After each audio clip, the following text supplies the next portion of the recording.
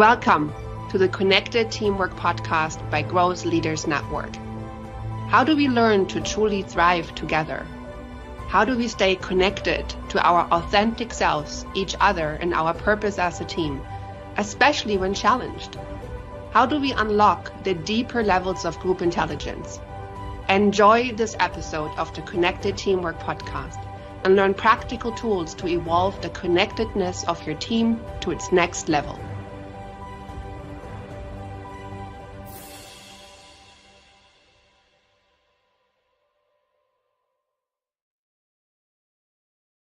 And welcome to the Connected Teamwork podcast, where we help leaders and teams connect more deeply to themselves, each other, and their purpose.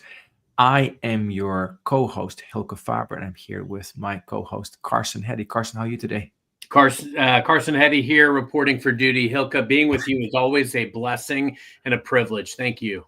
Same here. Today we're doing episode 73 of this podcast, and we're talking about Connected Team Work Practice number 12, which is appreciate, support, and uplift each other, which is about giving feedback. As the Buddha says, be a light unto others. It's something that's free. You can do that.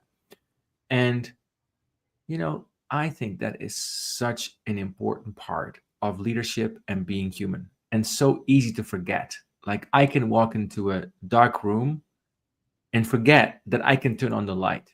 It's such an easy thing to forget. And I mean that when I show up at work and my email is filled with challenges or things that are not working out, or something happens in the external world. These days, we have a lot of that happening, increasingly so, it seems. And how do we show up to that, not losing ourselves, and actually finding a way to not only not lose ourselves, but also support each other, realizing that we're in this boat together. And right now, for most people, it's pretty stormy out there.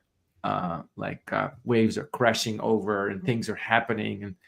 And people are thinking about AI, layoffs, working harder, performance culture, what's happening in the world. Do I still feel safe to talk to my neighbor, etc.? There's a lot of things that are happening at the same time at the moment. So we're going to talk about how can we use this power that we as humans and leaders have to appreciate, support, and uplift? Carson, your thoughts? I think relationships are everything, and there is no greater investment that you can make in a relationship than positively recognizing someone else and lifting them up and supporting them. I think people do far more for leaders that recognize them as opposed to those that try to manage them.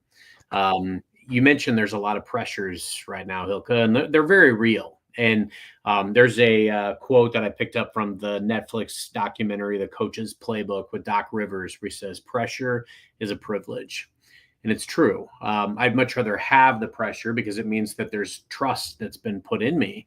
But on the same token, as a leader, I've also got to really be able to modulate and control. How do I react and respond to that pressure? How do I distill that when I'm making sure that I'm having connection points with my team? It can't be driven through the pressure. It's got to be purposeful and intentional recognition and praise.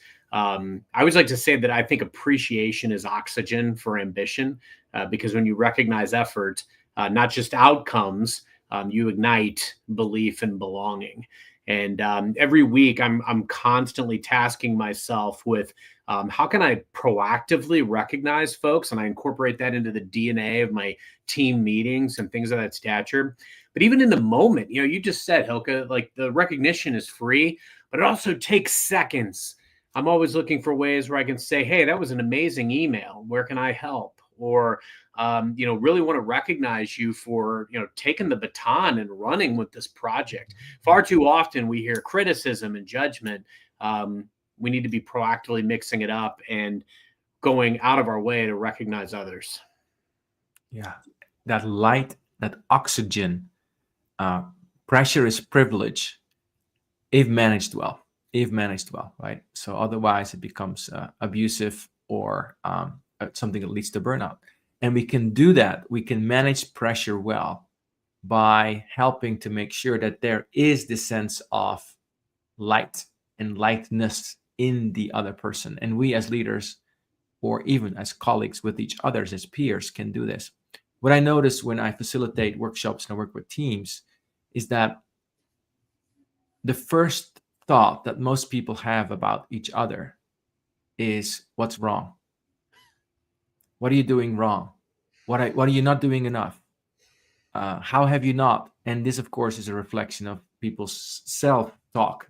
We all have this critic that just keeps going from inside to outside. When we are able to just catch that and say, oh, why did we do that? Then our gaze widens. I'm like, oh, there's this person that may not have done what I wanted them to do, or they may have a different opinion from me, or we might be in some situation that I don't know how we're going to manage this right now. But that's not everything. There is a very big piece there, and that is, we're here together. And just simply, the simplest appreciation can be, I appreciate that you are here with me. Like, Carson, I appreciate that you're here with me. Right. Because two humans together, especially when we're in a space of appreciation, are capable of just more than one human being. It's just always true. So that appreciation lowers our defenses, because now you know that I appreciate you, and you don't have to index on where our brain goes first when it comes to how I think you think about me, what's wrong with me. So I'm going to have to be in fear. Most people are afraid of themselves and of each other. So when we don't have to be in that space of I'm afraid of you, then all this other intelligence comes online. So tell me, Carson, how do you feel when somebody appreciates you and it's meant? I mean, it lights you up. Positivity, appreciation, a culture of seeing others is contagious. And so, not only does it, really serve as a referendum on the fact that the things that I'm doing are having positive outcomes, but furthermore, it gets me thinking more about, wow, I'm feeling good. How can I spread this goodness? I think that's what's key, of key importance. I did a presentation last week to, about 35 managing directors in our organization in a different part of the business. And it was critical, because we are human beings. We want to be seen and appreciated. And but it was also critical for me to lead off this session by calling out the state that we're in. You hit a lot of them earlier, Hilke, where it's, there is anxiety, there's fear of layoffs, there's, how are we integrating AI into our day-to-day? What will it take away or change?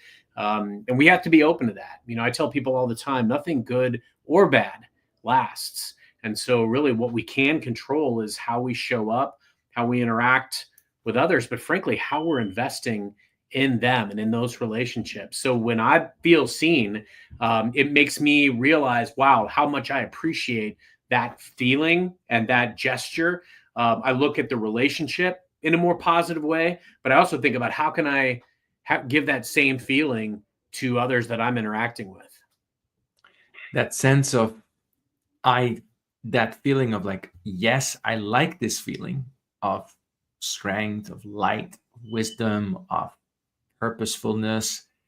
And the interesting thing is once we feel it, there's a natural inclination of not wanting to keep it to ourselves. It's very interesting that we actually, once it's lighting a flame in the room. And I noticed this with teams when we sometimes do this kind of stupid exercise, which we call picture moments. So just talk to people around the room and talk to each other about what you appreciate about them. And the first moments are always a little bit like, oh, this is like some kumbaya fest.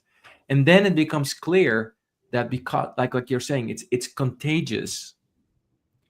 And with that contagion of positivity, of wisdom, we become stronger as a team.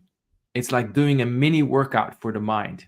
If we want to be like going on a hike through a big challenge as a team, it's like, okay, let's do 5 push-ups together. And we're right there. That's what appreciation does. And frankly, we all need it at some point, especially when our nervous system is exposed to what it's exposed to these days. If you think about it, most of what we read, but almost 90%, maybe 95% of what we read in the news is disconcerting in some way. It doesn't matter what kind of news you read or what you think or what your what your political preference is, not fun. Then when you look at like what's happening in organizations, there's a lot of great things happening. And as you're saying, there's a lot of uncertainty. So if I am only going to be happy with you when things are going well and only happy with me when things are going well, this is going to be a tough year. So that this is saying, no, I'm choosing to see the strength in you no matter what's happening in the external world, because actually we need that. Whereas my brain indexes on everything that's wrong with the world and with me and with you, and then I go into a downward spiral. Yeah. So Carson, tell us about how this appreciation doesn't just become like kumbaya, because there's also coaching and giving feedback and holding accountable that's part of this practice. Yeah, I think it's important as leaders to realize, as you were talking, Hilke, I'm thinking about, how can a leader really create this environment and this culture of support and uplifting? And because the reality is, it can be fairly easy to at least go down the path and create some positive momentum. But to your point, it also has to be sustainable. It's got to be done in a way that it isn't just, it isn't out of the ordinary. It's not just a kumbaya moment. And so I think it is being intentional about how you're coaching, leading with being curious as opposed to putting it out there that you have all the answers, because you don't. And, there's a lot of amazing relationships that are forged in the fire. I find that some of the greatest relationships I have in my career are ones where we had the pressure and it created diamonds. It created some great relationships, some great working dynamic. I think where we get stuck sometimes is when we get rigid or when we get reactionary and we look at, wow, it has to be done a certain way. And it doesn't. You have very unique skills and superpowers and strengths and passions, as do I. And when we can figure out the right way to use those to complement each other for the common purpose, that's when the magic happens. Feedback, as an example, it's not confrontational, and we can't look at it as such. It's got to be looked at as a contribution, not a confrontation. And so when you reframe, I'm giving this feedback in the reality that I want this person to get better. We've talked about feedback before on this show. And when I've gotten the most constructive feedback from people that I trust, yeah, you know what? It does sting in the moment. But then I realize they're right. And I look back fondly on those moments. In fact, I hold them high above many other times that I've gotten feedback from others, because that person knew me and they were right. And I needed to adjust myself, and their feedback made me better. And that's the way we have to look at it as a leader, is how can we give feedback that makes folks better? And then lastly, around accountability. Accountability is respect in action. It is, being able to say like, hey, these are the milestones that matter. How can we work together? How can I support this transpiring? What are your thoughts? It isn't about talking at someone or managing someone. It's about working with someone, regardless of titles, on the desired outcome. And if you look at these relationships as partnerships and that you're equals, I may have a different title than you do because my remit is different than yours, but we both want the same thing to happen here. So how do you view this? I believe firmly that people get in a role for a reason, and they've earned the right to be in that role and make decisions. And, we talked about this on a prior episode. Some of the most important things that I can tell my team is, I trust you. Make the decision. I will back you. I support whatever you decide here, and let them go out and do the magic. But always being there as a sounding board, or to be able to provide the level of support that they need. Those are the types of things that I think we can do to support, to uplift, and frankly, put people in a position to win every time. That sense of being on the same side of the table, even when we give the toughest feedback. I am here. I got you. I got you. Not I'm here to kill you or to make you wrong or any of those things that we tend to do when we ourselves are in some kind of way, in some kind of fear. We're going to take a short break. After the break, we're going to explore more. How can we give really tough feedback from this energy of really being there for the other person? See you after the break.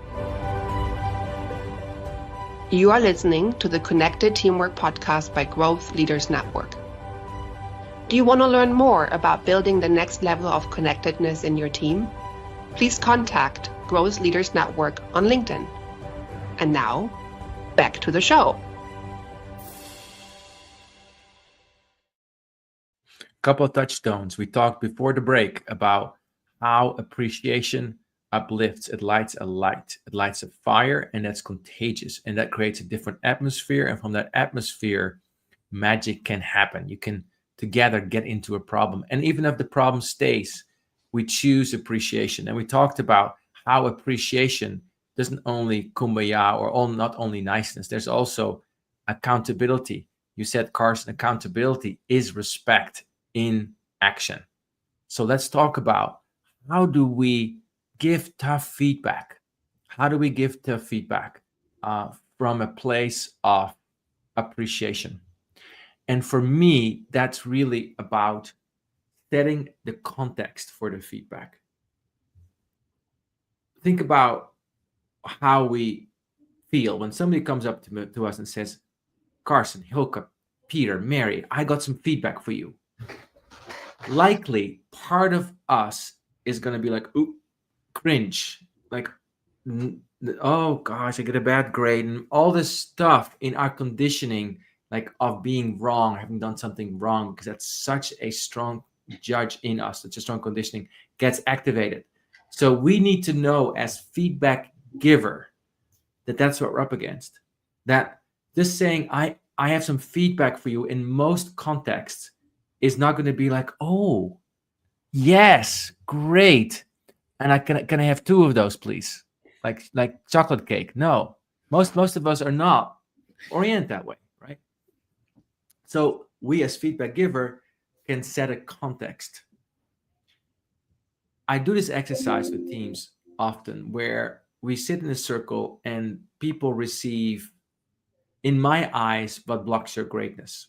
And when I first introduced the exercise, people are like, oh no, okay, how can I just get through this hour as quickly as possible? And then what I notice is that there's an energy of deep, deep, deep care that comes online. And I think one of the reasons it comes online is because beforehand we have a conversation about what feedback is really for. Now, we don't always have all that time when we're going to give somebody feedback. I think setting a context, saying, hey, I want to talk to you about something. I want to provide you some feedback. Is this a good time? And I think this is an important question because the person might be in the middle of disease, death in family, a difficult meeting they just came out of, whatever, right? So ask them, is this a good time? So create first some context. And then provide them the framing and say, I want you to know that I am here for you, that I want to be working with you. Use your own words. I would like to take a look at this feedback together.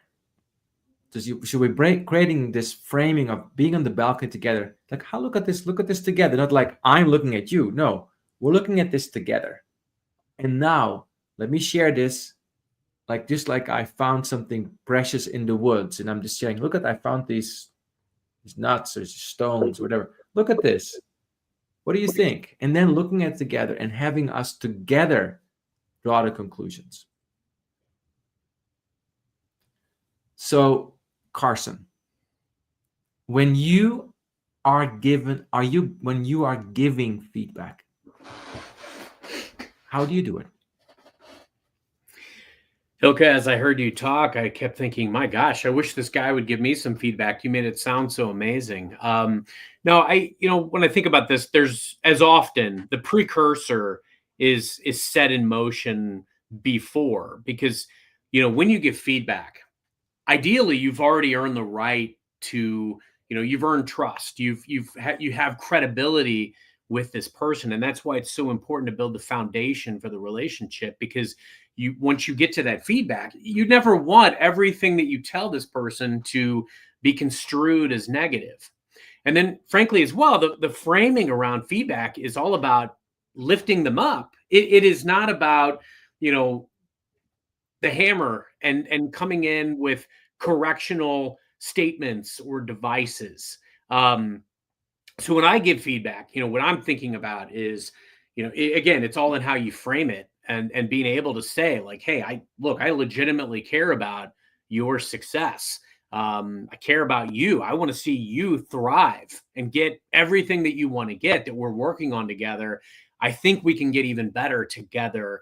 This has been my observation, or this is the perception. Yeah, I've had some very challenging conversations just over the last couple of years with a couple of folks that I believe have unlimited potential. And yet there are things that they do occasionally that can alienate others, or can give an impression that I don't think they're trying to give. There's not malice intended, but it's critical importance that I let them know that, hey, these are the people that you ultimately need in your camp in order to get the promotion that you want, or to get the awards that you want, or the accolades, or the reputation. And I want to help you get that. When I sit in these rooms, I want these folks all singing your tune. But what's challenging you are these things. How can we reframe this? And so I've given them the why behind it. And I think the criticality is, number one, I've already earned their trust coming into the conversation because they know that I'm in it for them to win it. And then secondly, it's all in how you frame that up. And it's not coming out and saying, hey, stop being a jerk to everybody. It's, hey, I want you to win. And there's a perception out there that maybe there's some rigid behavior or some friction. How can we minimize that perception? It's all in how you frame it up. Make sure that you're not trying to fix, you're trying to uplift. Fix, not uplift. I like that. And part of that, going back to appreciation, is to be deeply, deeply honest and deeply, deeply kind.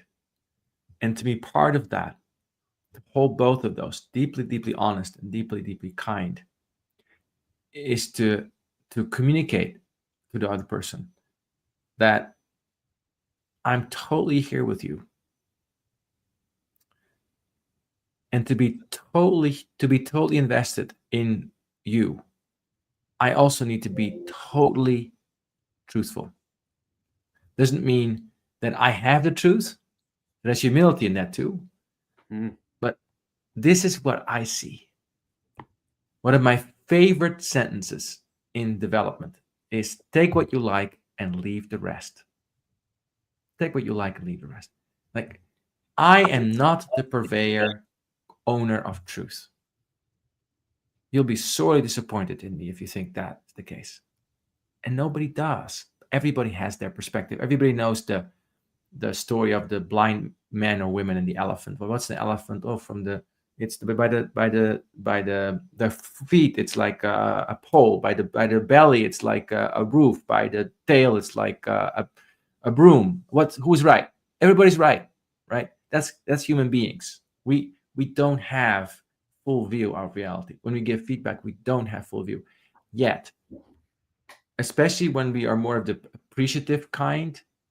Part of being appreciative is to say, I appreciate you so much that I want you to have the full picture from what I can tell.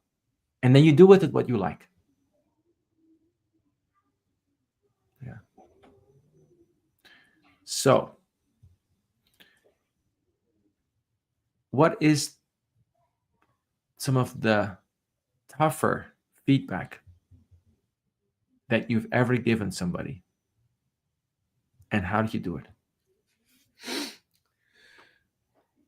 I would say the toughest feedback is in scenarios where, I mean, look, it flat out might not be a fit for that person to do a job. And it takes a long time. I mean, in my opinion, if you're a good leader, I mean, it can take some time to arrive at that. But when you arrive at it, you can't take it personally. Nobody's going to go out and turn me into a pro baseball player, right? That's just not going to happen. So to turn someone into a successful leader or an effective project manager or an effective salesperson when they are not built for that is going to be quite challenging, if not impossible. And, I think with that, it comes with the utmost sense of respect. I remember one of the most challenging terminations that I ever had to do actually was with somebody who, I mean, as a person, I thought the world of this person, but the results weren't there. We had worked very diligently. And I told them point blank, I said, at the end of this, I really believe that even though this sucks today and, you have every right to hold it against me because I'm the one delivering the message. I believe strongly that this will set you on a path where you can stop worrying about trying to figure out this role and go out and seize your real destiny. Because I know you're going to do amazing things. I want nothing more than that. And if there's value that I can bring to you on that path, count me in. I can speak to your character. I can speak to your effort and your attempts. And, that I think went a long way with that relationship and with that person. Giving tough feedback, and it's never fun, and we've talked about that on this show before, we've got to get over ourselves in the process. It's not about my discomfort. It's not about, trying to even create a clone of myself. Like far too often, I think in these situations when we're giving feedback or we're coaching or we're leading, we think that we're supposed to create a clone of ourselves, but we're not. We're supposed to help people realize their fullest level of potential. And frankly, Hilke, sometimes their fullest level of potential is still not a fit for that role. And perhaps we can illuminate a path that leads them down something else. I always try to understand get right to the heart of someone's why. What is their motivating factor? What makes them tick? What are they fighting for? What are they working for? Is it to, they want to be the best at something, or are they just trying to put food on the table? And are they, is there another path that might be more advantageous? And then is there a relationship that I can help create? Or is there a light I can shine on one of their strengths or superpowers that can either make them better here on this path, or frankly, help them realize where their path should go next? And that's what I think the feedback is really all about, is making sure that they understand that, we're not in it to try to get them to do things a certain way per se. As long as, however, when you give feedback, it's the mirror test. Can that person look in the mirror afterward and is their dignity still intact? Then you've done it right. I love the emphasis on the bigger view, the long view, as you often remind myself, also for the person. In that, I recognize when I give feedback to somebody, I see their higher intelligence, I see their higher potential, I see their higher purpose, I see their higher goal, and my job is to help be a mirror towards that. And if that means it's time to part ways, it's time to fire, that's what it means. And my intention of helping you figure out how to stay connected or connect more deeply to what your higher intelligence, higher potential, higher purpose, and higher goal might need, that's mine to help you with.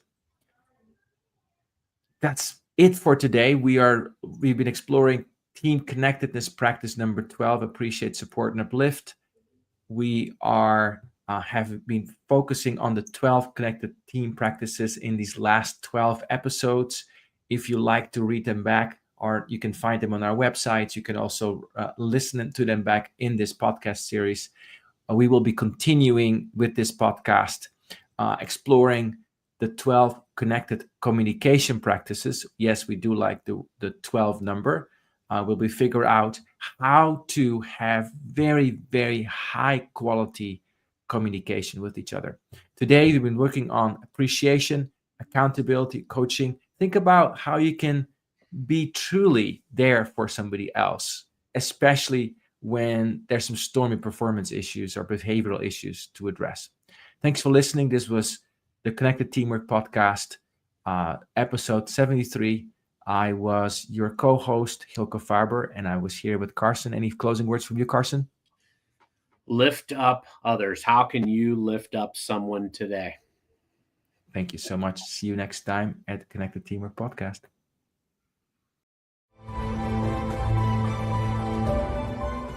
Thank you for listening to the Connected Teamwork Podcast by Growth Leaders Network. Take a moment to reflect on what you learned today that can help build your team. Also, if you like, think about one of your team members and what you appreciate about them. Let them know. Enjoy connecting more deeply to what is great about them. And see you next time at the Connected Teamwork Podcast.